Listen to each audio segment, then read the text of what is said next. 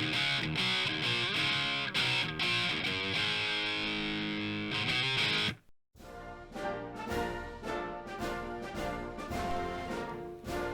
and gentlemen, the President of the United States. My fellow Americans, I address you tonight concerning the actions I took during the week of February 13th, 2023, when I instructed the Department of Defense to engage and destroy several unidentified objects that were operating within United States airspace. If I'm being honest, I'm not really sure what any of these things were, but you know what?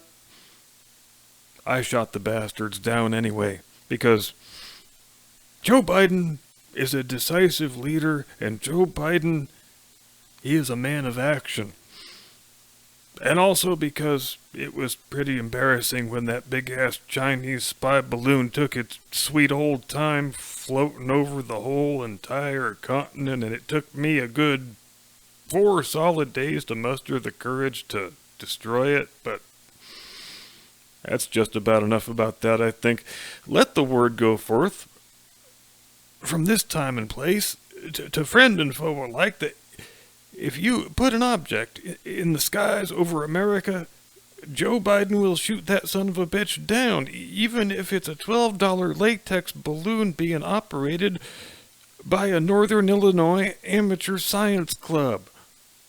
Joe Biden shoots first and asks questions, never, doggone it, and sure.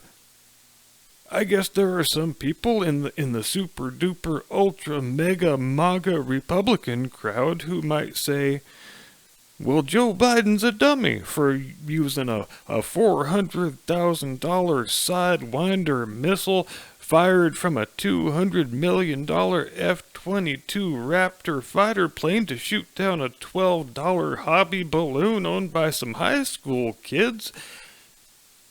And you know what I say to them? I say, get your facts straight, Jack, because I actually fired 2 $400,000 Sidewinder missiles at that totally unthreatening bag of helium, and I would damn well do it again. Because it's just like my dad used to tell me. Joey, he'd say, when the cat's up in a tree and the dog's got diarrhea, never eat corned beef on a Tuesday.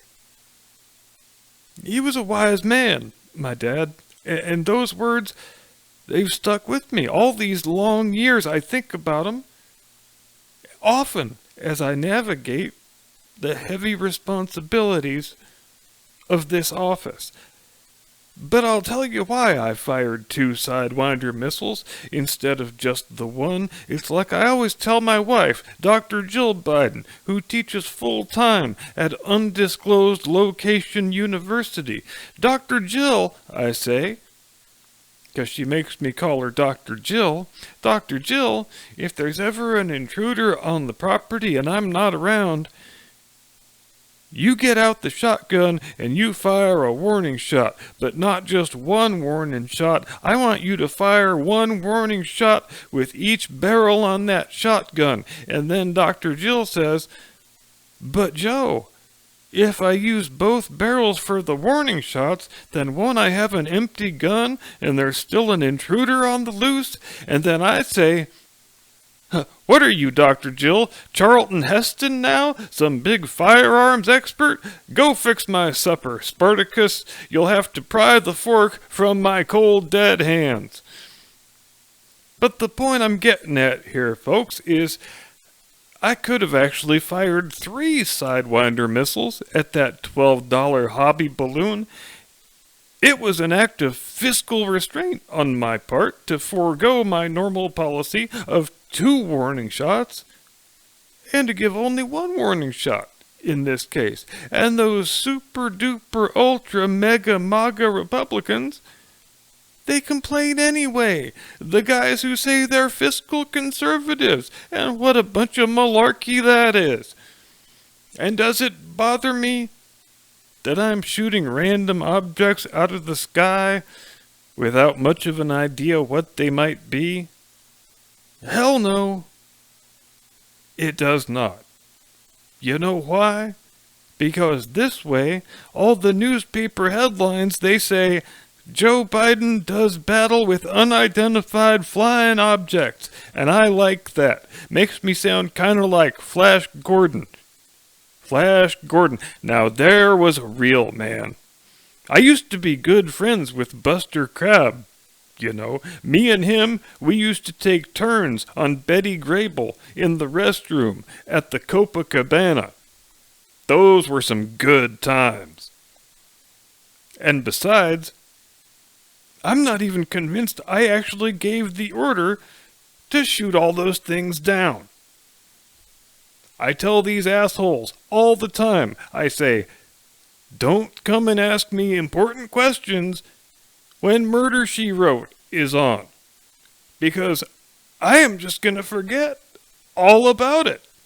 But the idiots, they keep doing it anyway. So the last time I heard on the news that I shot down a UFO, I called up the chairman of the Joint Chiefs of Staff, General, the White Rage guy.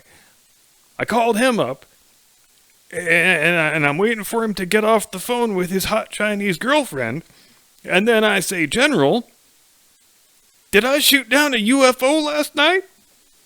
And he says, yes, sir. Yes, you did. Very fine shot, sir. And then I say, thanks, General. That's real nice of you to say. My mom used to tell me the same thing. Joey, she'd say, you're going to save the Earth from intergalactic invaders one day. And I never knew what she meant. I figured she'd been pouring laudanum into her gin again. But now, I kind of think I know what she meant.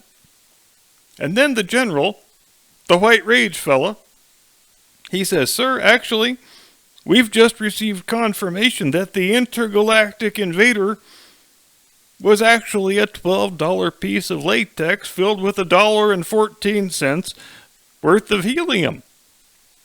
And then I say, God damn it, General White Rage guy? That's not how you talk to your commander-in-chief if you want to get yourself invited on the next alien-killing mission.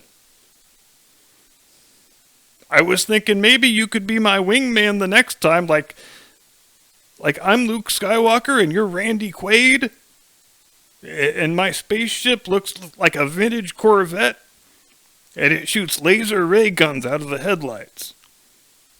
And I survived the battle. But you have to sacrifice yourself to blow up the alien mothership. But hell, after this, I think maybe I'll just invite Major Pete instead. Mayor Pete, too. You go back to your hot Chinese girlfriend and forget we ever talked about this. And then the general, the White Rage guy, he says to me, oh, what does Mayor Pete's ship look like? A Prius with 2 car seats in the back and a bumper sticker that says chest feeder on board? And my fellow Americans, that's something else I want to talk about tonight. Our transportation secretary, the gay kid with the weird last name, he's been on the receiving end of a lot of wild conspiracy theories by the right-wing media and the super-duper ultra-mega-maga Republican crowd lately. And that's something that really chaps my backside. Chaps it good and raw. Like to the point where you can still sit down, but you gotta really take your time about it.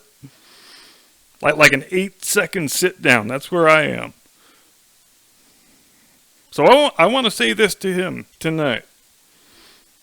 Because I know he's at home watching, probably with one twin daughter latched onto each one of his beautiful hairy man nipples, while his devoted husband Chasen braids his hair and softly hums gay nursery rhymes in the background. Now say this to him right now. Petey, you're doing a heck of a job. Heck of a job. Anybody who disapproves of your job performance obviously hates the LGBTQIA2S plus community. And then this should be a reminder of the important work we still have left to do in making sure this is a country where you can fail spectacularly at effectively discharging your professional duties and still never have to worry about getting fired. Because you tick at least one box on the official intersectional grievance chart. So firing you would be an act of extremely grievous bigotry. Now there are some in America who would like to drag us backward into the hellish days of the past, when the planes and the trains, they all ran on time and they were kept in good working order. When the buildings got built on time and on budget and they didn't fall down afterward, but too many of the people doing the work were straight white males who got their jobs just because they had the relevant skills and the proper experience. And that's something we just can't allow to continue. Is it really worth it, having your plane land safely and on time, if none of the pilots are queer, non-binary immigrants of color? Now, come on, folks. If your train gets to the station without derailing, but all the conductors are straight white males and there's not a one-legged midget Eskimo albino among them, can you really turn a blind eye to the systemic disadvantaging of some of our most marginalized communities? If your local police force keeps the citizenry safe and has great 911 response times, but none of the officers are morbidly obese polyamorous pansexuals, is it really worth not being a crime victim when you know you are upholding systems of privilege? The work of diversity and inclusion is a job that we all have to share in together. And sure, some people will wind up dying horrible, fiery, agonizing deaths that owe solely to human incompetence. Their lives will be sacrificed on the altar of end-stage affirmative action. But it's like my mom always used to tell me, "Joey," she'd say, "you can't make a 4-egg omelet without wasting at least 3 eggs." She had a shaky left hand, my mom did. Omelet making wasn't really her strong suit. I blame the fumes from that burn pit that killed my son in Iraq, frankly. Did you know I have a dead son who died in Iraq and is deceased? People keep telling me he didn't die in Iraq, but they only tell me that when Murder, She Wrote is on, so that's how I know they are lying. You know, folks, back when I was driving an 18-wheeler, doing those brutal coast-to-coast runs, those real long ones, I had a lot of time to think about things. And one of the things I used to think about was, what brand of children's shampoo has the most pleasing aroma? Wait, I'm sorry, I misspoke there. One of the things I used to think about was, what kind of an America do I want to live in when I'm 80 years old? Do I want to live in an America that is still shackled to the outdated thinking of a bygone age, where people get jobs just because they have fairly earned them and are qualified to perform the duties that they entail? Or do I want to live in a new, better America, where every citizen is born into a pre-existing racial caste system? All their opportunities and future earning potential dictated from the moment of birth by the skin color of their ancestors. So I'm driving along in that 18-wheeler. I'm doing the Wichita to Reno run, the most brutal drive you ever did see. And I'm pondering that question, and I get to thinking about a thing my dad used to say to me. Joey, he'd say, 2 June bugs in a juniper bush means a 3-legged cat don't hunt till sundown. My dad said some pretty weird shit, actually. All those hours driving that 18-wheeler, I don't think I got any closer to figuring out that one. I think maybe he was just spouting nonsense the whole time. You know, now that I'm thinking about it, he was never really the same. After that day in 1957 when we saw those 2 gay men passionately kissing on the sidewalk in downtown Scranton. He seemed so strong, so resolute right there in the moment when he said, "That's what love looks like, Joey." But maybe that was the thing that broke Dad's brain. Maybe after that, for the rest of his life, it was a whole lot of sayings about 3-legged cats and dogs with diarrhea. I always told myself these sayings were deeply wise things that he was telling me, things I should spend the rest of my life trying to decipher the meaning, because the journey will be worth it for the intellectual growth by itself. But who knows, maybe he was just a crazy old man talking a bunch of shit that didn't make any sense, which would make me... Well, let's just move on from that. My fellow Americans, I also want to talk to you tonight about classified documents. Now, you've heard a lot of wild disinformation lately from the right-wing insurrectionist media and the super-duper ultra-mega-maga Republicans saying all this stuff about how tranches of classified documents have been discovered at my house, and my other house, and my office, and my beach house, and my other office, and my foundation.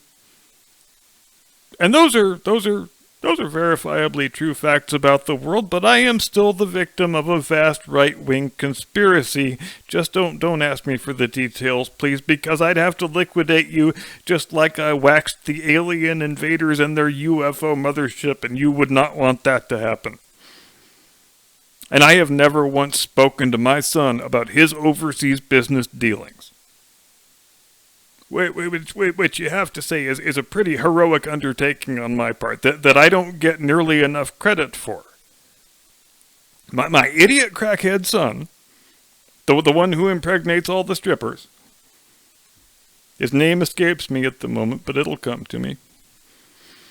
He flew to Beijing with me on Air Force 2 back when I was the vice president, and while we were there, when he wasn't busy banging a Chinese hooker or binging on some Chinese Coke. So that leaves about a 17, 18-minute window. He signed a $50 million deal with a Chinese firm that totally is not a front for the Communist Party. And only a crazy right-wing conspiracy theorist, nutbag, super-duper, ultra-mega-maga Republican would say anything otherwise. And that was a great deal for him. I'm proud of my boy. But I don't know anything about it. Not a damn thing. Because I have never spoken to my son about his overseas business dealings. Or my older brother. Or my younger brother. But I want to talk a little bit more about how heroic I am.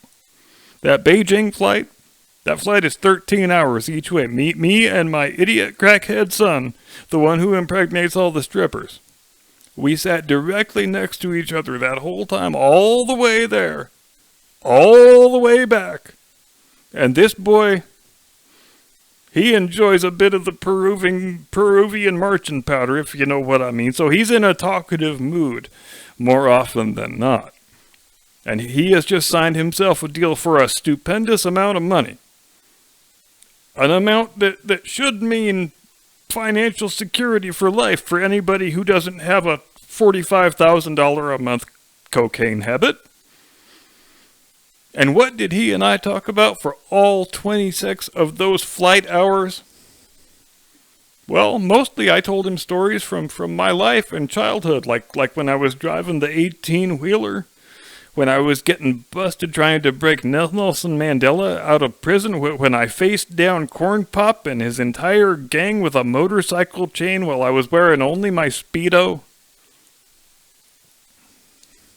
Or the time I had to drop out of my first presidential campaign because I was cribbing speeches from some British Labour MP and didn't think I'd get caught. Got caught anyway.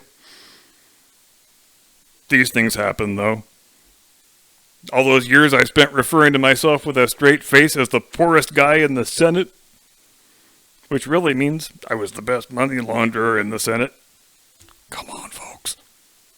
Let's just keep that between us. Now, my fellow Americans, I want to close tonight by saying I feel like I went off on about 8 or 9 wild tangents and wound up delivering a speech that you might get from any random nursing home patient who's been off his meds for 36 hours. But I'm still in better shape than John Fetterman, you gotta give me that. I'm not really sure what this speech was supposed to be about, but I don't think that's important now. I will tell you one thing I do know, though. Murder, She Wrote comes on in 5 minutes, and Dr. Jill is on her 3rd glass of wine, so you fuckers, you are on your own. Good night. God bless, and please, get off my south lawn.